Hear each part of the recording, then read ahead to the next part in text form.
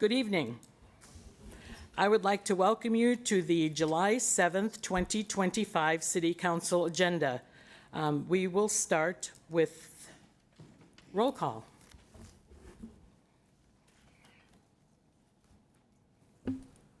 Blendy. Here. Ernst. Here. Johnson. Here. Martin. Here.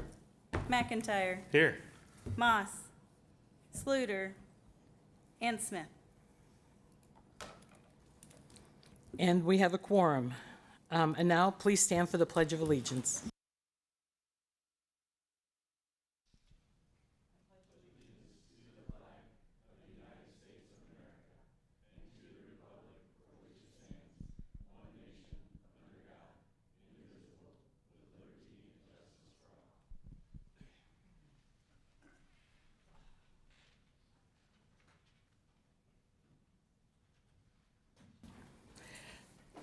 Do we have any remote attendance approvals tonight? Okay. Moving on. No presentations, recognitions, proclamations. Audience comments. Are there any members of the audience who wish to make a comment? And if you do and request a response, you would put your name and contact information in that binder on that little area over there by the podium. Are there any members? Yes.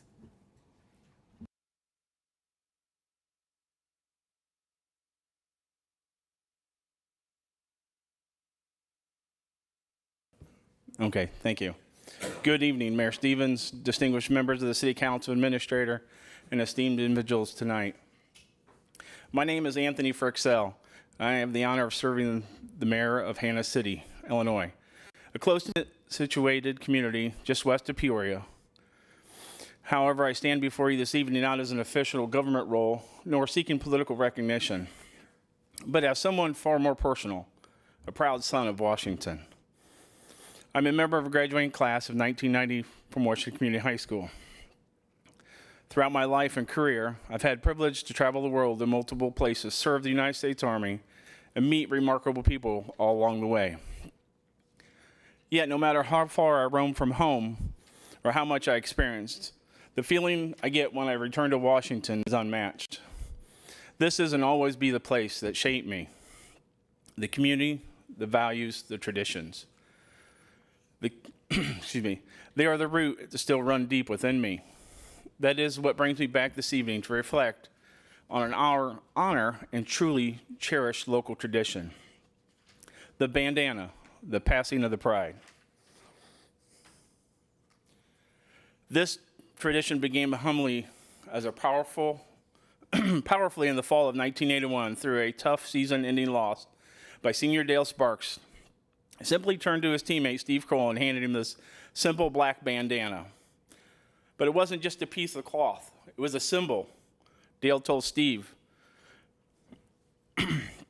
"This is yours, wear it with pride."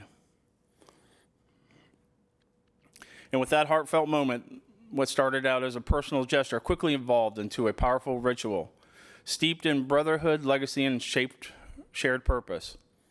I feel incredibly fortunate to have played a part in this tradition.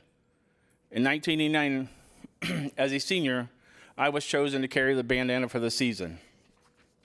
Excuse me. I received a call from my teammate and dear friend, Dave Webb. I remember the day vividly. Dave called me at home and asked me if I'd come over and talk. He only lived a few minutes away, so I hopped in the car and went. We sat down and talked as young men did back then. And then he brought it out, the bandana. In orange stitching, proudly written Webb, 88, for his senior year. Beside his name, newly added, Frixell, 89, for mine. It was one of the greatest honors of my high school years. I wore the bandana every Friday night, walking out onto the field with pride. Not just for myself, but those who came before me, and for those who would follow. And two of those young men are here this evening. Jake, Jackson, Stewart are both recipients also of the bandana. It was a symbol of belonging, responsibility, and unity. When the season ended, I prepared to begin a new chapter in the U.S. Army. I passed the bandana to another senior, just as Dave had done for me. And so the tradition continued year after year through each new class. Over the years, the Bandana was borne witness to countless moments, gritty matchups on the muddy fields, thrilling playoff victories, heartbreaking losses, hard-fought conference championships, a state runner-up finish, and of course, the unforgettable triumph of 1985 as state champions. The names who have, the names of those who have worn it form a tapestry, a grit and a spirit. Embedded in those threads are a collective sweat, dreams, and perseverance, and legacy of 4.5 decades of Washington football. Today, this original bandana still exists. I'm going to have you gentlemen hold this up for me. Still exists. The fabric is worn thin and frayed at the edges. It reminds me of a proud artifact, an emblem of resilience, commitment, and tradition. As Johnny Cash so eloquently put it in his song, Ragged Old Flag, she's getting threadbare, she's getting thin, but she's in good shape for the shape she's in. Remarkably, August marks a major milestone, the 45th consecutive passing of the bandana. On August 16th, one Washington senior athlete will be named the 45th steward and bearer of this cherished emblem, a moment that will continue a legacy stretching back over 4 decades. It is an extreme testament to the strength of this community, the passion of its athletes, and the dedication of those who came before. Tonight, I respectfully and wholeheartedly request that the city of Washington would consider issuing a formal proclamation recognizing the bandana, passing of the pride, for its historical significance. Is a role in fostering team spirit, continuity, and the deep impact on generations of youth athletes and community members alike. Thank you. Thank you. And this is August 16th. You said this will take place? Yes, October 7th, the bandana will be passed on August 16th. October 17th, the Passing the Bandana Pride group, Passing the Pride, will have a tailgate here before the Canton game, and it will also be Passing the Pride night, and they'll have commemorative bandanas that they'll be passing out at the stadium that night. Okay, thank you. We'll be in touch. Thank you. Are there any other audience members who wish to speak? Yes.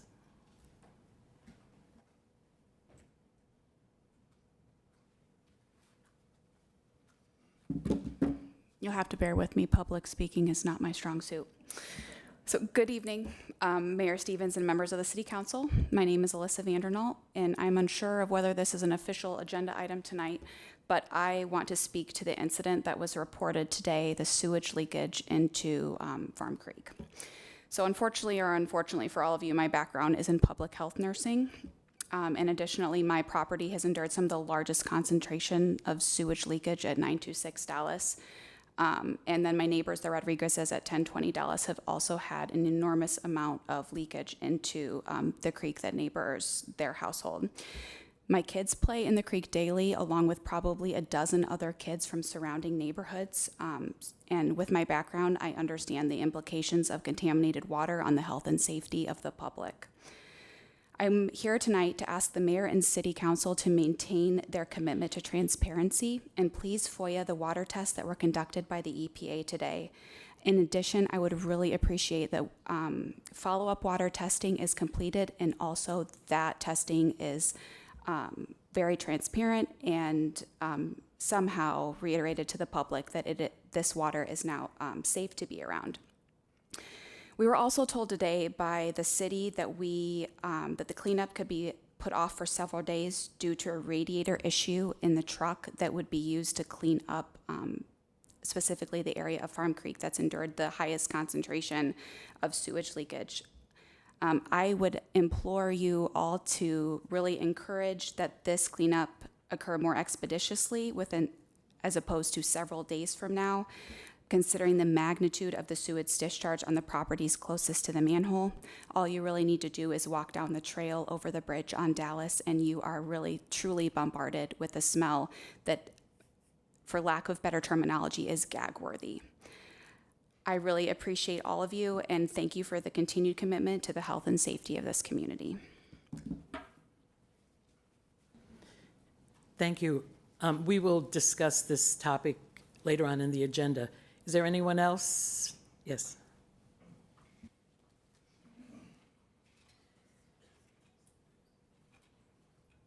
Hi, Pat Coyle from Kelsey Street.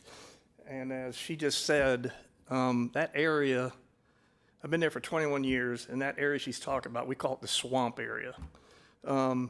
It's always wet, winter, doesn't matter, it doesn't freeze over. It's actually green in the winter. I don't know if it's algae, bacteria, whatever it may be. It's just my theory. I've been in the trade for 60 years, plumbing, pipe fitting, that when they built the dam, that maybe, it's nobody's fault, by the way, in this room, or even the city's fault this happened. But when they built the dam, maybe the bulldozers, the tractors, everything kept rolling over this thing over and over and over, broke it. The manhole, which is made of concrete. The pipe is plastic, which I doubt it broke. But if it did break, roots, debris, even concrete from it might have gotten into it and made the blockage. Today I was told by 2 employees that it was grease. No, not a 12-inch pipe. Grease doesn't clog it. I'm sorry. I'm not buying it. I would recommend to run a camera down it. I called Dennis today. He's busy. I get that. I left a message. Okay.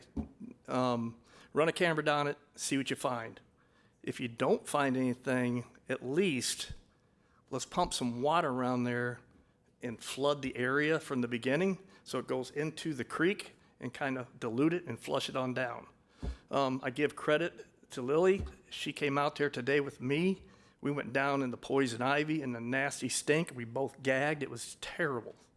I mean, very terrible. I'm used to that stuff, and it's bad. So I heard there was an issue about getting water to the place so you could flood it. I'm sure the fire department would love to help. If not, you have a lake behind it, which all our water from the new subdivision, everybody goes into that lake. Throw a pump up there on the dam, 6-inch suction hose, pump it down for however long. The lake is up high enough right now. I doubt if it would help, but that gets into fish and all that other stuff.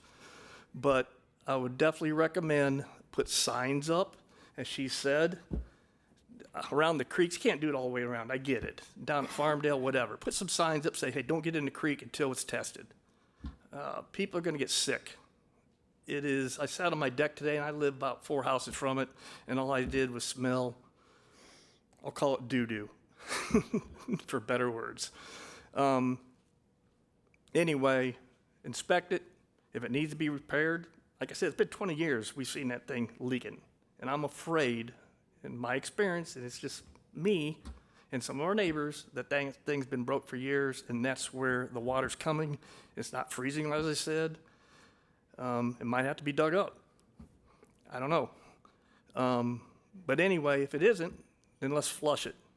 Get the crap out of there, better words, and flush it on down the road to dilute it. Any questions?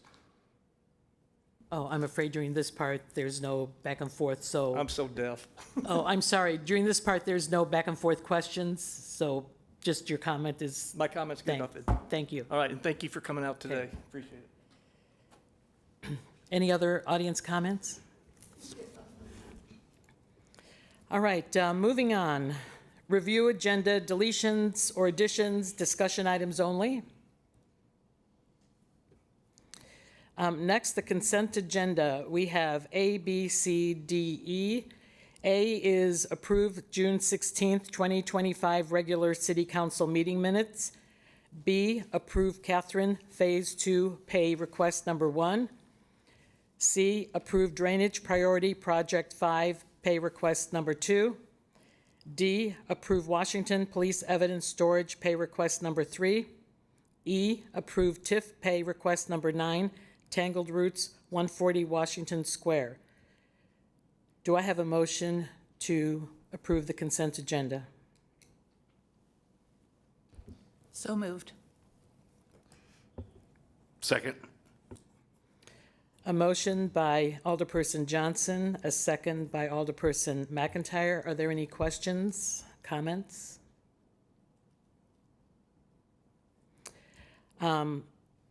Now it's time to cast your vote.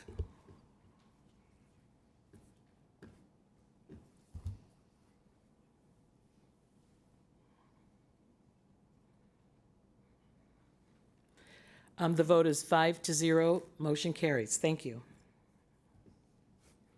Next, mayoral communications requested actions. A, Let's Talk Washington.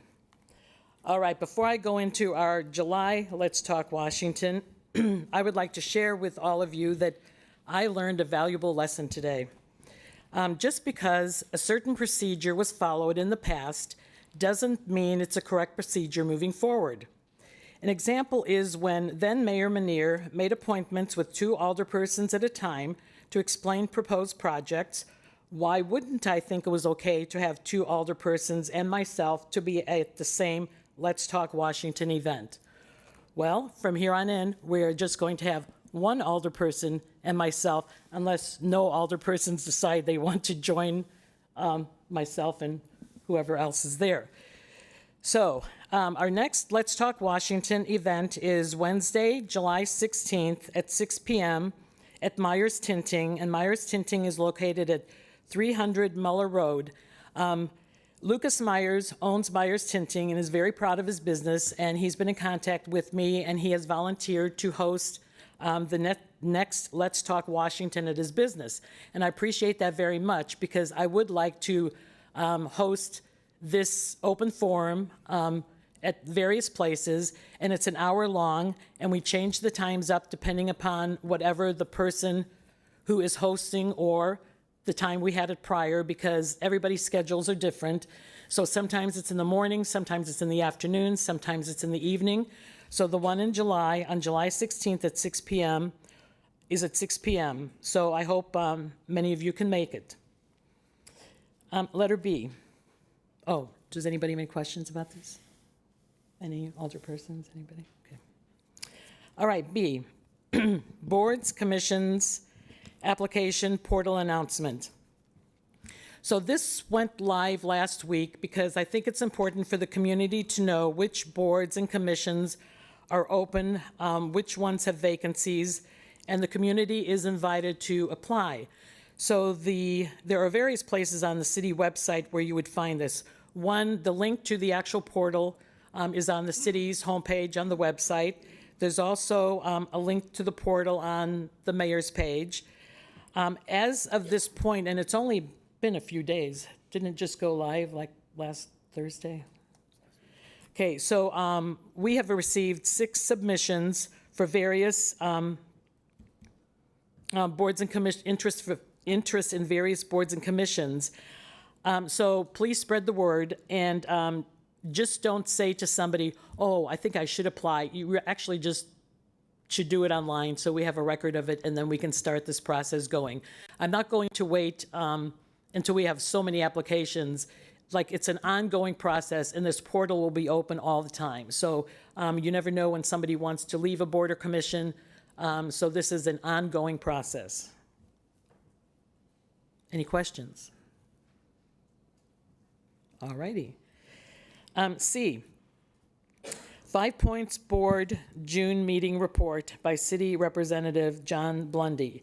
So as many of you know, 5 Points Board meets once a month, and that board has various positions, and the taxing bodies, each taxing body has one position as their representative. And I had named John Blundy as our city's representative, so he's going to explain what this entails. Thanks, Mayor Stevens. So yeah, as Lily mentioned, we meet once a month. It's here in the Miller Room. The meetings are not open to the public, but it is the last Wednesday of every month. It's 7 a.m. and goes till we're done. So, but with that, there's a couple of things I did want to share. One, I'll give an update from the meeting itself, but then the second one, there is the George Washington bust that's down here at the end of the hall by the library. And so they did ask for a city statement regarding the bust, and so they'll be putting a pamphlet. It may already be there. I'm not exactly sure the timing of that, but I did want to read that because I did it on behalf of the city council. So if any council member wants to know where that came from, this is where it came from. So I gave this to them to put in the pamphlet for us, and so I'll read it here real quickly to you. But it's City of Washington Bicentennial Statement on behalf of the Washington City Council. As we celebrate the 200th anniversary of Washington, Illinois, the City Council proudly recognizes this historic milestone and the generations of citizens who built the strong, welcoming community we know today. Our city's bicentennial is not only a reflection of our past, it's a celebration of the values that continue to guide us forward: service, resilience, and civic pride. To commemorate this occasion, we are honored to host a bronze bust of our namesake, George Washington, prominently displayed at 5 Points, Washington. On loan from the city of Peoria, this nationally significant sculpture reinforces the connection between our community's identity and the ideals of leadership and the unity that President Washington embodied. We are grateful to our partners in Peoria for sharing this symbol of American heritage with us, and we invite all residents and visitors to experience this unique tribute throughout the summer. Under the leadership of Mayor Stevens and the current City Council, we remain committed to honoring our history while building a bright future for all who call Washington home. And it's on behalf of the Washington City Council. So I'll just give a real brief update from the meeting that was last Wednesday. So 5 Points continues to see strong community engagement. Membership remains steady with over 6,300 active members, and retention for full contracts is holding at 78%. Financially, 5 Points is operating under budget in key areas. While there's still a year-to-date net loss, it's improved compared to this time last year. Community programming remains a major strength. Recent theater events drew solid attendance. They had Rob Schneider on April 18th with about 600 tickets sold. Dave Phelps was there April 19th, roughly 350 tickets sold. Lee Greenwood January 31st with 435 tickets sold. Upcoming performances include Bad Moon Rising August 1st and We the Kingdom August 29th, with holiday events planned later this year. 5 Points Fridays launched in June will continue in July and August, featuring food trucks, live music, and family activities. Additional June programming includes senior events, recitals, and the preparations for the July 18th golf outing. Fundraising efforts are also showing momentum. The number of 5-star sponsors for this year's golf event has doubled compared to last year. A combined donor appreciation and anniversary celebration is scheduled for October 5th. And then lastly, 5 Points outreach remains strong with over 200,000 monthly social media impressions, steady web traffic, and high engagement across email and streaming platforms. So the other thing to note is with that, there is an agenda item for me on their board. So I guess if there was ever any questions that anybody had, you could feed that to me and I could take it to their board and ask the questions there during that meeting and hopefully get you an answer. I think that's all I had. Thank you, that's very thorough. Any questions from any elder persons? Comments? Okay. All right, thank you. Next we... Mayor, Oh, sorry. Just yes. one other thing. So Valerie, I will get that statement to you so you don't have to, yeah. Okay. Yes, I will get that to you. Next, City Administrator Communications, Staff Reports, Requested Actions. So I will turn this over to City Administrator Carr, and maybe you could start with the first, unless you had someplace else to talk about it. No, I mean, do you want to cover the council report first, and then we can go into the events of today? That's fine, thank you. So the council report that was submitted last Friday, are there any questions on any of those topics at this time?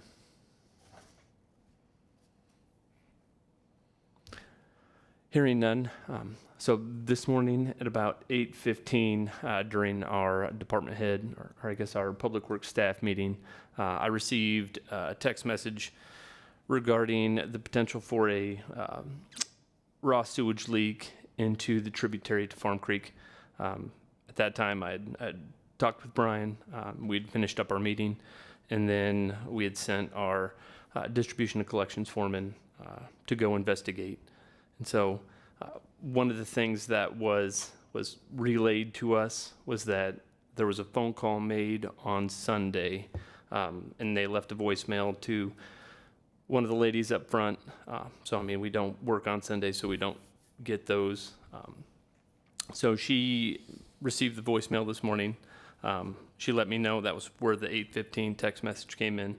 And part of what was said was after the voicemail was received, this resident had reached out to the emergency number, which ended up being dispatch as opposed to our after-hours on-call phone. And the dispatch had let them know that we'll get to it on Monday. And so that's not a very good look, but that's kind of what happened. So fast forward to this morning, we sent our folks out, and we see that we had a blockage between two manholes where the two residents had spoken about. We don't have our vac con or our vac truck right now. It is down with the radiator issue. So we did what we had to do, and that was we had reached out to Hare, who does our lining projects around town. They have a fleet of Vector trucks, and we got lucky enough to catch them in a call. They'd finished up in Peoria and were on their way to Eureka, and we got lucky enough that we got them at that call at that time. And they showed up, and they were able to break the clog up with their jetter head and send it down to the wastewater treatment plant in relatively short time. So it was a very standard blockage. We get blockages around town. I don't want to say frequently, but we do get them periodically throughout town, whether it's a 12-inch line or a 10-inch line. We get blockages around town. And normally how we find out about those is we'll get a phone call from somebody who will have sewer rising in their basement. This one, while it's not in a basement, it is in a side yard and a rear yard. So we went out, they got the blockage done. We'd reached out to IEPA, and we started communication with IEPA.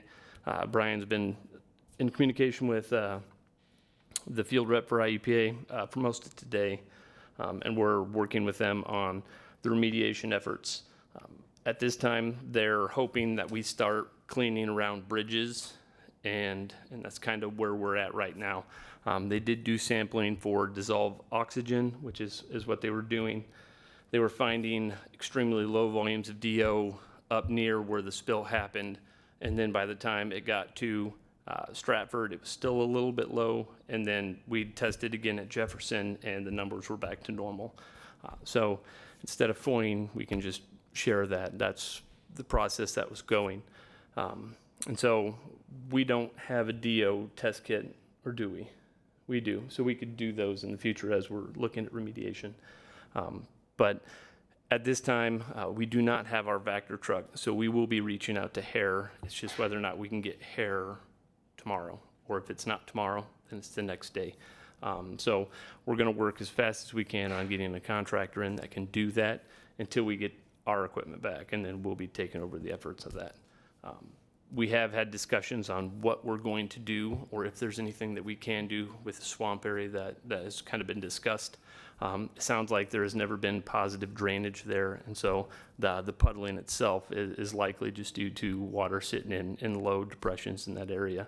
But we do plan on reaching out to the Rodriguez family and asking if we are allowed to reshape that ditch kind of from where it hits Dallas up to at least the manhole, likely past it.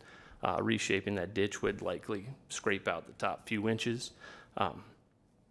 It is going to very much change what the side yard looks like because it's very tall grass right now. So when we remove all that, it's not going to look like anything but bare dirt. So we've done it in some other places. We've got plans to do it in other locations, but instead of shifting that there, we'll look at this area here to kind of help clean up that mess. And then we're going to continue working with IEPA on what their remediation efforts are going to be. But I know that area there, as long as we have permission, we'd like to kind of scrape out and regrade that, and then we'll work downstream from there. So that is kind of where we're sitting with the sewage leak at the moment. It is stopped, and it is stopped, and so we're in the process of it kind of drying out right now. If you have any questions, I would suggest you contact Dennis in the morning, because this isn't the time that we could have a back and forth conversation. Are there any questions from the council? I was trying my best to not get too in the weeds in some of the text messages and emails earlier, so. Hey, Dennis, I have a quick question. Mayor, just as reference to the phone call, you said that they called dispatch. I'm assuming they got the 911 dispatch in Pekin. I was just wondering if there's a way that we could work to get the TC3 communication so that they can direct it to us properly. I think that's something we probably work on internally, just to, that kind of situation doesn't happen again, so we can get a faster response. So again, these things happen with consolidations and stuff like that. Again, the city's done a phenomenal job of having somebody at the PD, but the way the call tree works is it goes down there. So just so you guys are aware of that process, that there was never an intentional ignoring of this situation. So clearly the voicemail was received, and staff did a quick job of getting notification and getting it taken care of. I live over in that area. I agree. I don't want any of you guys to suffer with this. Luckily, I haven't got to the smell part, but I didn't drive that way today, so I didn't know till this afternoon. But I think we can find a way to help mitigate that as well. I would share also, for the communication today, we did use the Code Red system. I know many of the people at City Hall were receiving text messages. I did not. I'm guessing that's because I'm not signed up for Code Red.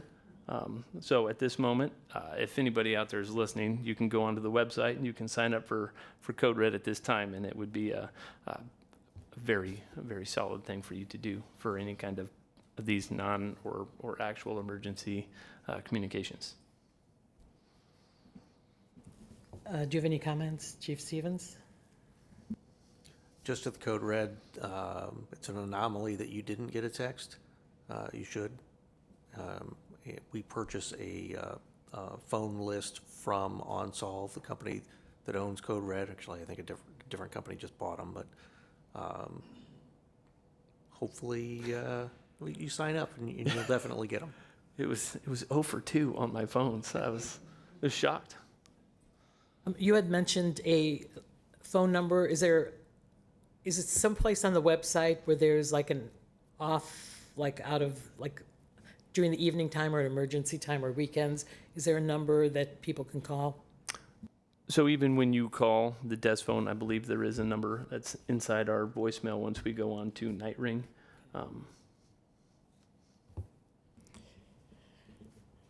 All right, moving on.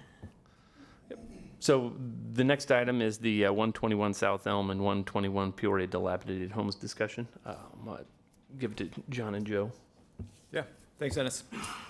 Very briefly, before I turn it over to Joe, who has a lot more information on both these cases, I wanted to mention one brief item related to each of them. One on a very positive and very recent note regarding the 121 Peoria Street property.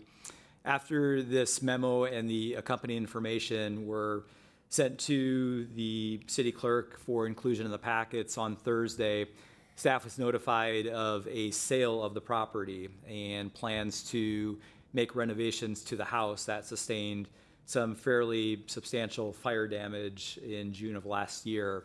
Fast forward to today, that new owner, Gary Smith, came into City Hall to get a permit for the work, and staff actually received notification of an electrical inspection request, and our inspector completed that inspection. There's still some work to go, but long story short, staff is very comfortable with where things are headed with that, and so As a result, we do not plan on taking any further action, or at least requesting any further action at this point, to allow for that work with the new owner to commence. And staff seems pretty comfortable that the work will be done in a fairly expedited and satisfactory manner. So assuming that continues to be the case, we're going to let the owner continue on with that work, and until proven otherwise, allow for it to be completed.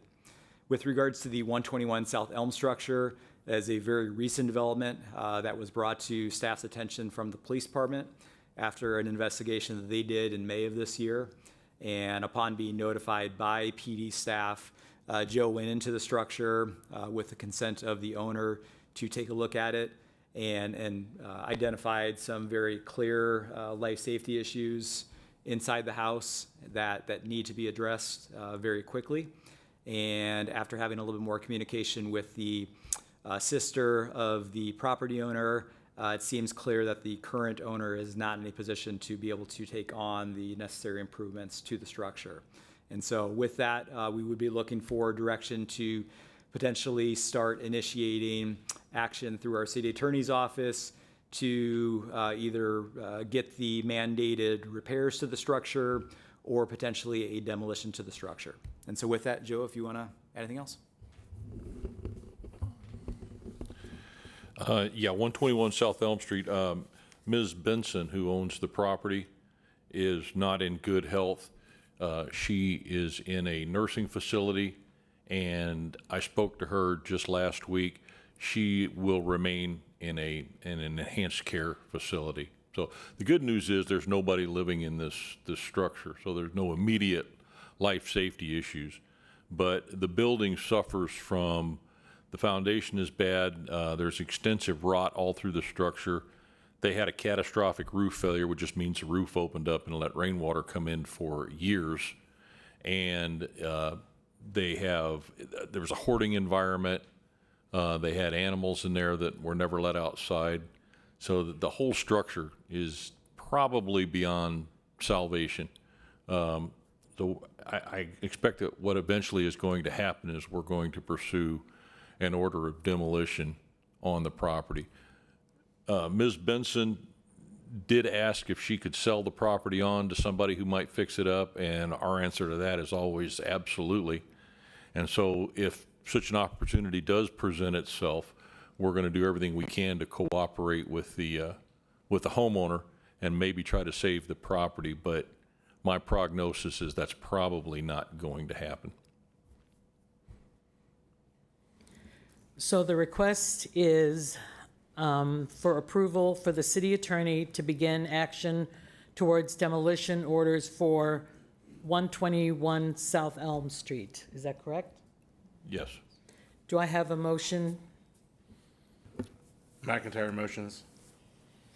Do I have a second? Blundy second. So motion from McIntyre, second from Blundy. Any questions, comments? Please cast your vote.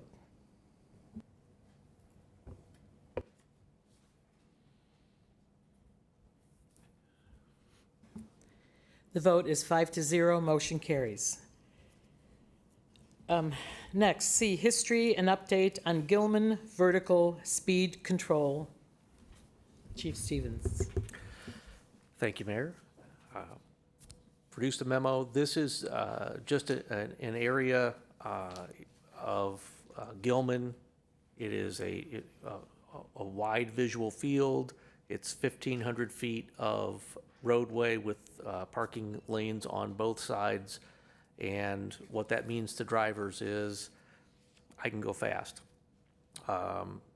We've done some speed measurement there, and drivers aren't as bad as they could be, but there is a long history of speed complaints from residents here. And the history of the memo shows that there's a particular group of residents that have tried to get some additional attention, whether there were speed humps or something else, and felt like they weren't getting consistent answers from the city. what we've done as staff is an experiment of sorts of seeing if we can put some speed humps there, some temporary speed humps, and see if that takes some speed off the high-end drivers. We've done targeted enforcement. That helps, but it doesn't quite have the impact that engineering does.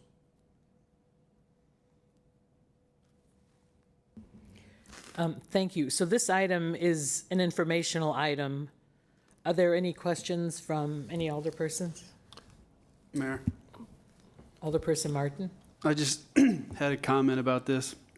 This isn't a big deal. I understand why you're doing it, and I understand this is a real, a real issue over on Gilman. I'm against having the speed bumps out there. I think there's other ways with other technology that's out there now that we could address this issue. I just don't want, I don't think that speed bumps will work, but even if they do, even if they did work, I still don't want speed bumps being used. I don't want speed bumps being used around town to mitigate speed. I just wanted to make my comment that I'm against it. You did mention, Chief Stevens, that these are temporary, correct? Did you mention that? And I kind of... They're temporary. They're seasonal. Really, they're designed so that Public Works, with an awful lot of work, can put them out and then take them back up, and that's supposed to accommodate snowplow season.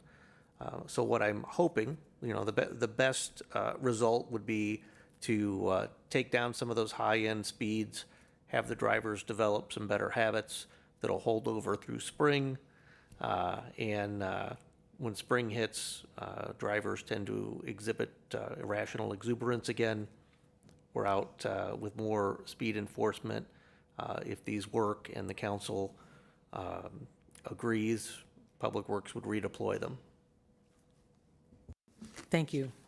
Any other comments, questions? Mayor, Alderperson McIntyre? yeah, while I agree with Alderman Martin, I'm not crazy about speed bumps. Quite frankly, I agree that they just don't look well and popping up. I do think this is a great opportunity to try something. We've continued to have, just in the short amount of time I've been here, complaints about speeding in various areas. And we do have an exceptional police department, and they do a great job of putting speed signs up and doing direct traffic and stuff like that. I think this is a good tool to try to really focus it, especially around the school area.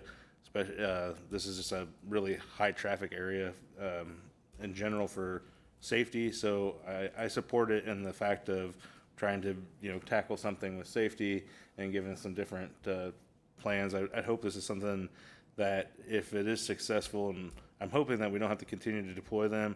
If we did, I would much rather look at different speed calming aspects, just because I think speed bumps just don't look overly attractive, and I would rather see speed tables or stuff like that. But we're not redoing streets in those areas. But I do appreciate the fact that there have been significant work done on this, and that this is just another aspect to show to our residents that we are serious about trying to take care of their concerns. So I would support this. Thank you.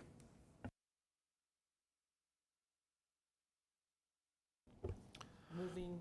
I would share that we are in the process of laying them out right now, with hopes that we'll have them installed in the next couple weeks, depending on Brandon's schedule. Well, thank you.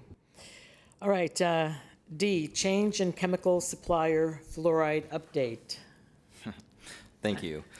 Council awarded Alexander Chemical Corporation the fluoride contract for the 25-26 fiscal year. Upon first order, they informed us that they would not be able to take our empty drums. We typically get 30 plus or minus 30-gallon drums a year. Our past chemical suppliers have always accepted the empty ones and taken them away. With that, they voluntarily withdrew their bid. Staff did reach out to Hawkins and Brentag. They did not put in, Brentag was late on their bid, and Hawkins was under the impression they could only bid on one chemical. But we did reach out to them.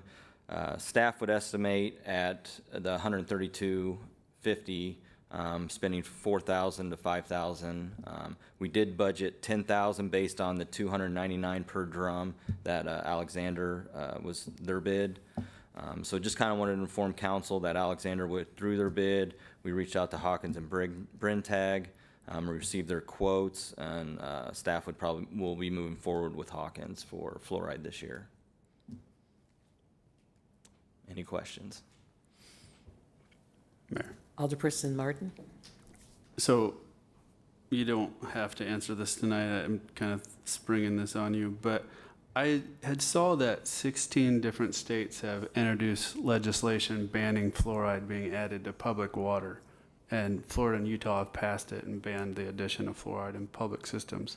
So I'm just curious, like, who decides if we add that, and are we required by Illinois to do that? Yes, Illinois requires having fluoride between a certain milligrams per liter.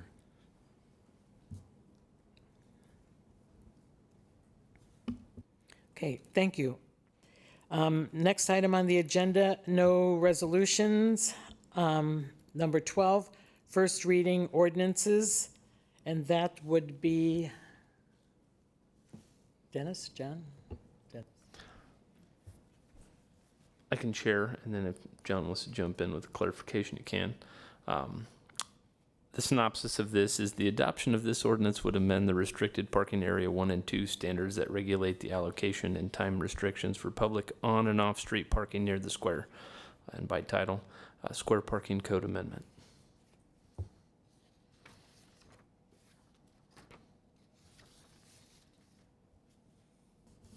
Any questions?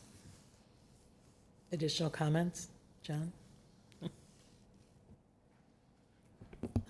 I would like to add, because we did not previously discuss it, the inclusion of the reduction in the parking area 1 regulations on the west side of North Main between Jefferson and Peoria, which is currently a part of city code.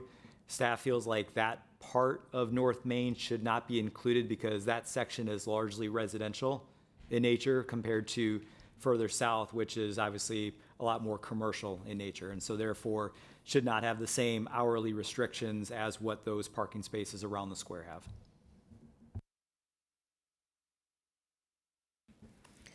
Thank you. There are no second reading ordinances. Any alderperson comments? Mayor, Alderperson McIntyre.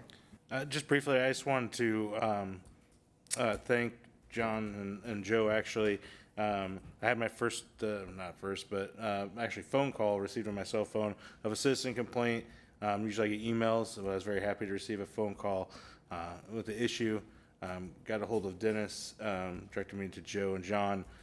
Just wanted to share my appreciation, and it was very effective with the whole process, and I spoke to Mayor Stevens about it. We have a really, really great product on our website for certain tough like complaints, especially when it comes to tall grass, weeds, and stuff like that. I think it kind of, the citizens don't sometimes notice that, but we are trying to share a lot of stuff on there. There are these opportunities.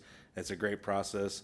I feel like staff has done a really good job of making sure those things are being handled. So when I turned that complaint in, I know it was handled, and I was talked with Dennis afterwards. So appreciate you guys taking care of that, Joe, for going out and taking care of that. So just want to share my appreciation, and also just a word to the citizens that the stuff's on the webpage, and it's a great tool to use. So if you have a complaint, please reach out and let us know, and let staff take care of it. They work very diligently to try to.